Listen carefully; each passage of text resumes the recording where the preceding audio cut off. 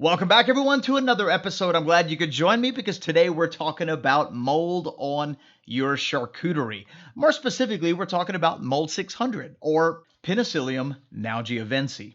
The Penicillium genus of molds is huge. There's a lot of different species within it. This is where we get the antibiotic penicillin. Also, certain beneficial molds for cheese making like Roquefort or Camembert come from the Penicillium genus. And so as we dive deeper into this particular mold for salami making, I'm going to try to answer all the questions that I typically get on a weekly basis. Is it necessary? What if I'm allergic to penicillin? What happens if I don't use it? Things like that. And stick around to the very end because I'm going to share with you some really cool tips and tricks on using this particular mold. All right, let's get into it. So what does Penicillium Nalgiovense do for your cured meats? Well, it really has one main function, and that's to protect the charcuterie from harmful molds. Think about it. When you put your salami or your salumi in a chamber, in your garage, in your basement, in a cellar, you're typically hanging it in conditions that are absolutely perfect for mold growth. High humidity, mid-50s, and what Penicillium Nalgiovense does is it outcompetes the harmful molds. And that's really the main function of this particular mold. It grows fast and it reduces the risk of growing any kind of molds that you don't want on your salami. Another thing that it does is it helps regulate the drying. This is a really good thing, especially for salami. You see, Penicillium Nalgiovense prohibits the oxygen from reaching inside the sausage. And this is going to help maintain the color. It's going to help and delay the rancidity of the fat, but it's also going to help develop the flavor as it's moderating the drying. Penicillium Nalgiovense metabolizes lactic acid, which produces a really unique benefit to your charcuterie. And what that does is it helps reduce the acidity. So that means it's going to raise the pH of your product up just by a couple of points. And at the end of this video, I'm going to show you exactly what I'm talking about in a demonstration. And why that's so cool is because it's going to deliver a more well-rounded product for you, whether it's salami or salumi. And speaking of flavor, Penicillium Nalgiovense also adds a characteristically unique flavor that's well known in artisan salamis. This particular flavor is funky. A lot of people, describe it as being cheesy and nutty. There's no question about it. It adds an entirely new dimension to your cured meats. And now for the million-dollar question, should you be using Penicillium Nalgiovense in your charcuterie projects? Well, with some exception, I'm going to say absolutely yes. And here's the reason why. Now, we're going to cover the exceptions here in a second. But number one, mold will grow on your charcuterie. There's no question about it. Now, we can argue that you could put vinegar on it every 6 or 7 days, but at the end of the day, you're going to have mold growth that you're going to have to deal with. And certain molds produce something called mycotoxins. Mycotoxins are a secondary metabolite produced by fungus that are capable of causing something called mycotoxicosis. And to better understand what I'm talking about, we don't need to go any further than just the word itself. Mycotoxins, when you break it up, the word myco means fungus, and the word toxins means poison. So as you can see, this fungus poison is not a good thing. Now, the effects of this particular fungus poison is slow and long-lasting. What that means is that you can consume mycotoxins and not feel sick until it's too late. And when it's too late, I'm talking about disease and death kind of too late. So unless you're a mycologist, stay away from all of the molds that are anything but Penicillium Nalgiovense.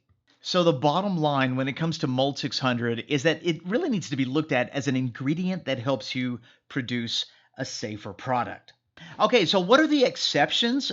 When would you not want to use Penicillium Nalgiovense? Well, there's not many, but the first exception may be if you're allergic to penicillin. Now, this is something you're going to have to check with your doctor because there are certain cases in which you can be allergic to penicillin but not be allergic to Penicillium Nalgiovense. But like I said, check with your doctor, and if you are allergic and you can't have Penicillium Nalgiovense, then you're definitely not going to want to apply that to your cured mussels or your salami, in which case we have to talk about mold control, and that's a conversation for a completely different video where we dive deep into something called potassium sorbate. Now, the other exception will be if you plan on smoking your salami or your whole mussel. That smoke itself is going to act somewhat as a mold inhibitor during the curing process, but truth be told, after I take it out of the smoker, I like to spray down with mold 600 anyway. And the last one And really, this one comes down to personal preference. But if you absolutely cannot stand the flavor that Mold 600 imparts onto your salami, personally, I love it. I love that complex depth, that funkiness, kind of like a. Anyway, if you absolutely hate it, then considering all of the benefits you're going to lose, you're not going to want to put Penicillium Nalgiovense on your cured mussels or salami. In which case, like the former, you're going to have to figure out what you're going to do because mold is going to be a problem. And so be sure to subscribe, click that notification bell because you're not going to want to miss that video on mold control in the event that you do not use Mold 600. Okay, now that that's out of the way, let's go ahead and look at Mold 600 in practical application. This is a freeze-dried culture, and remember that mold is different from bacteria, but just like the bacteria, you want to make sure that you keep it frozen. And just as a side note, if you happen to buy this from the sausage maker, I'm going to put a link in the description box below. Each pack has some very easy to follow instructions, which takes the guesswork out of using this product. The first thing I want to do when using Mold 600 is to take it out of the freezer and grab me some distilled water. Now, the reason I want to use distilled water is because any kind of additives like chlorine or anything like that will definitely affect the way this particular mold develops. So I want to use distilled water. And in today's demonstration, I'm actually going to be making a relatively large batch, but most often, depending on the size of your project, you're probably not going to need more than about a cup, maybe even as little as a half a cup of prepared solution. But you could put a half a teaspoon of Mold 600 in there, maybe even a little bit less. So anyway, once I've got that, I'm going to set it to the side and let it rest for about 12 hours at room temperature. So normally I do this the night before and let it sit on my counter. This is going to allow that mold to wake up so that by the time you apply it, it's ready to go. Now, when I'm done, I'm going to put my Mold 600 in a vacuum seal bag and pop that right back in the freezer. That's going to help prolong the life of it. So let me show you several ways that you can use Mold 600. One way, now this uses more product than any, is to apply it to the water that you're going to be soaking your casings in. Whether you're going to be using natural or synthetic casings, you can apply Mold 600 to that water, and while your casings are soaking, they're basically at the same time being inoculated with Penicillium Nalgiovense. It's going to give you the best coverage, the fastest coverage, but you're also going to use more product doing it this way. That's why I prepared so much solution. The next way, the way that probably is my favorite, and you end up using the least amount of product, is to just simply brush it onto your salami. In this case, these are copa mussels. So I'm just going to go ahead and brush the synthetic casing. But if you're using natural casing, you could do it the exact same way. Once you brush it, you're good to go. Another way that I recommend using Mold 600 is to spray it on. I really like this particular method, especially when I've disinfected my chamber and I'm starting fresh with a different project. Or, if you're at home and you're using Mold 600 for the first time, I would definitely recommend doing it this way for at least the first couple of times, and you'll see why here in a second. But to spray it on, all you're going to do is prepare your mold solution just like regular, but put it into a clean and sanitized spray bottle. You don't want to spray anything not good onto your salamis.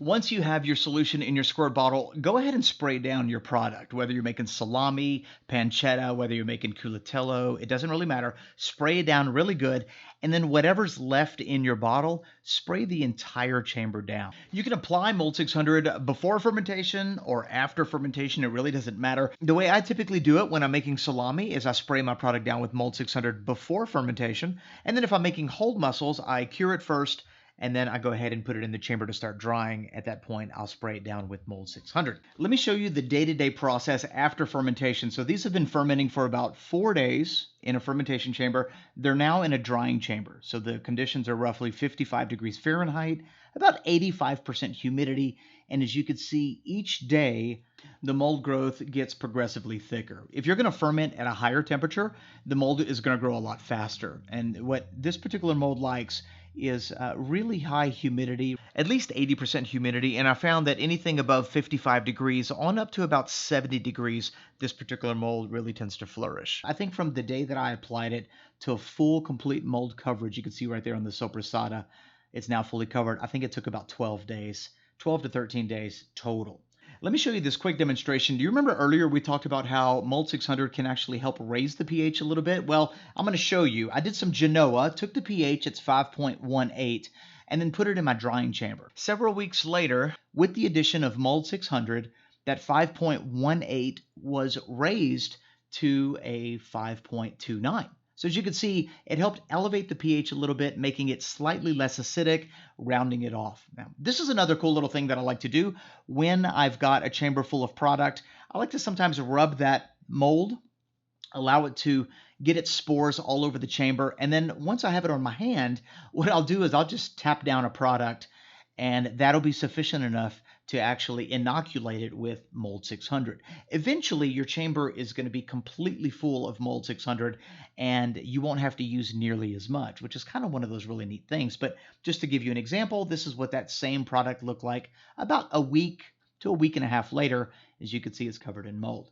A few more things that you need to know about mold 600 is that you can eat it. So if you do make a small diameter salami with natural casings, it is completely edible, but it is important to know that it requires oxygen to survive. And so if you're going to do any kind of long-term storage, if you're going to vacuum seal your whole mussels or your salami, then it's absolutely mandatory that you remove the mold 600 from your product. Now, in this case, I'm using a synthetic casing, so all I've got to do is remove the casing, but another way is to wash it down with some vinegar, ensuring that you remove all the mold 600, and then you can vacuum seal it and get it ready for long-term storage. If you don't do that, what's going to end up happening, because the lack of oxygen will inevitably kill the mold, it's going to turn slimy, and I'm almost positive that that's not what you're going to be looking for when you take a bite into your salami or your salumi.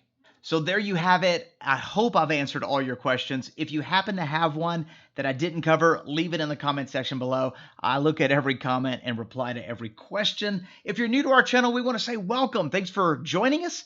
Don't forget to subscribe, like, comment, and share. We'll see you in the next one.